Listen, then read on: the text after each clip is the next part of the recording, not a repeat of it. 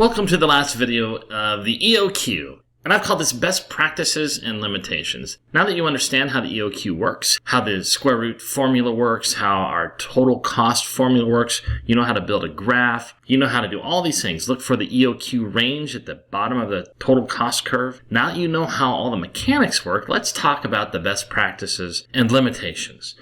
A major challenge with some people as they work with the EOQ is that the formula contains some rigid assumptions. This formula was created over 100 years ago. It's used every day across the world in manufacturing and retail, but there are some assumptions that you need to be aware of and how they apply to your business and the decisions that you're going to make. So let's look at some of these assumptions.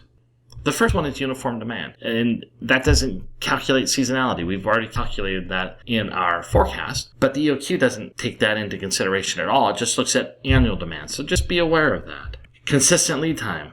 Most people have pretty consistent lead times with their factories. The only thing I would tell you is be aware, just like you are, of when the Chinese New Year's is or different holiday dates in India when you're making orders from factories where you're going to be shipping overseas. This does make a difference and you need to be aware of it, just like you already are, but that's what the EOQ does not factor into its equation, is when you're making the orders and when shipping. The next one is easily calculated storage fees.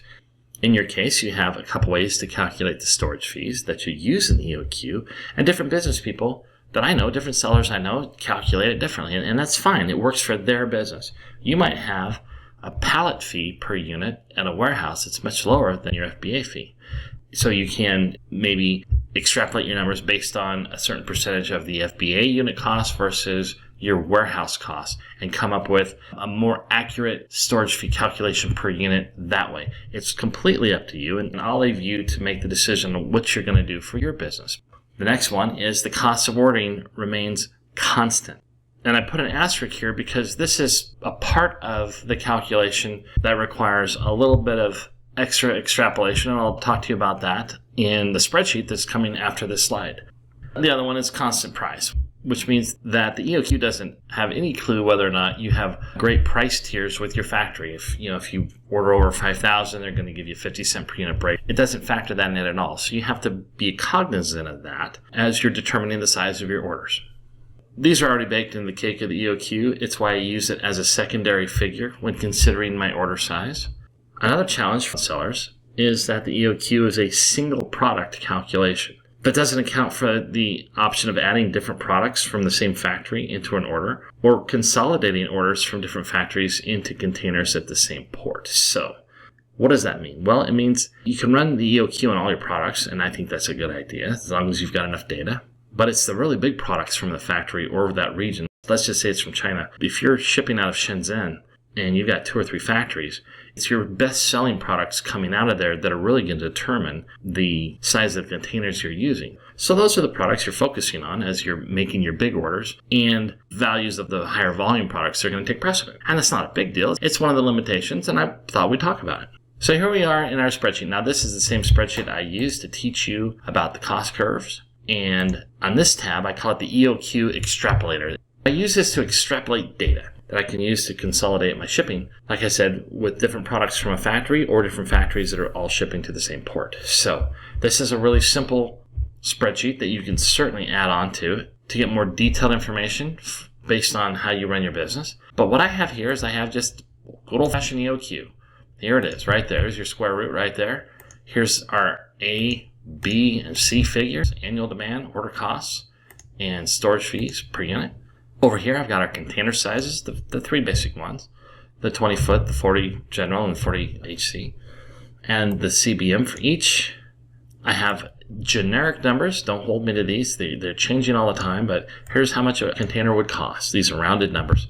Here's the fees associated with them that are the trucking fees, the devanning fees, all the miscellaneous fees that you get tacked on to your freight forwarder's bill. And here's the totals. So you'll have to work with these and get with your freight forwarder and get these dialed in as much as you can, go through past invoices.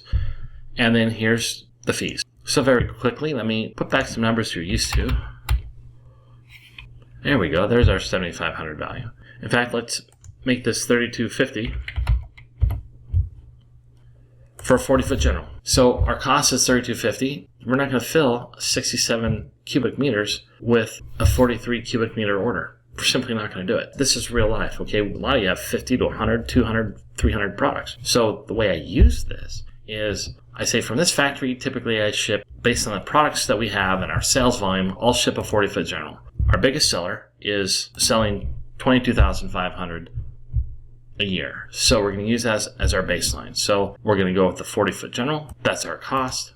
We need to make an order of 7,800. When we do that, it spits that out here. Now, this particular set of calculations here is tied into the EOQ. So what this tells us is, okay, this gives us about 43 CBM out of the 67, which leaves us with a container that's got another 24 cubic feet to add to it. This is where we can come into our thinking with different products and say, okay, let's say we have 3 more products that we need to put into this shipment. And these are the size of the cartons, the number of units per carton, and I need about 2,000 of those units. That's another 9 cubic meters that we're taking up in this container. And then you can take this and you can copy it as many times as you want. Say you've got 3 more products to put in here. In fact, we can add up all of our CBM to make sure that we're stuffing the container completely. So how would we do that? We'd come over here to AutoSum and we'd take the CBM from our main order and we'd add to it this product plus this product plus this product. Now, again, these don't have to be from the same factory, right? These can be from different factories, but you're consolidating a particular container at a port. And this is what we're working with.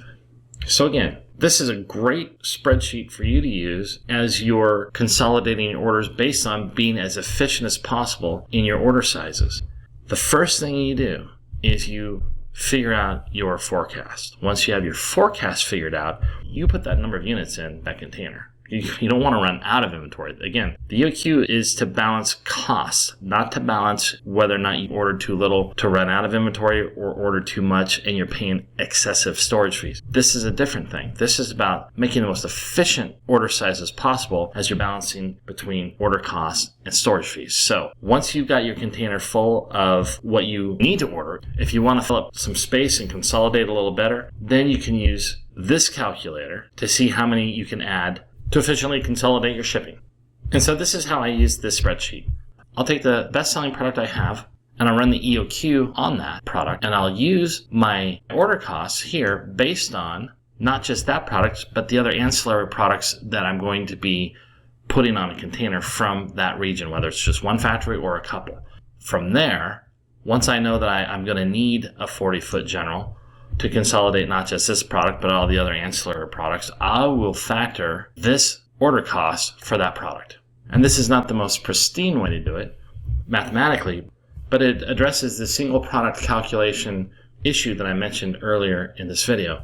And so that's how you actually, in real life, apply the EOQ. Again, I'll take the biggest bestseller that I have from that factory or in that region, and I'll use EOQ value for that product based on the cost of the container that it will take to fill this product and the ancillary products that will also be consolidated into the container. That's the first scenario. If you have so much volume that you're just constantly shipping container after container of the same product, well, then that's a lot more straightforward. You can run a couple of different scenarios on your different order costs and see in the end, after a few calculations, which is the most efficient way for you to make your orders. So that's going to wrap up the EOQ module. I look forward to seeing you in the next video. Thanks for watching. Inventory Boss helps e-commerce sellers increase profitability by balancing their business through solid inventory management best practices. Visit inventoryboss.com today and get all of our training and the use of our cloud-based software for an initial price of only $10 for the first 30 days. Get started today.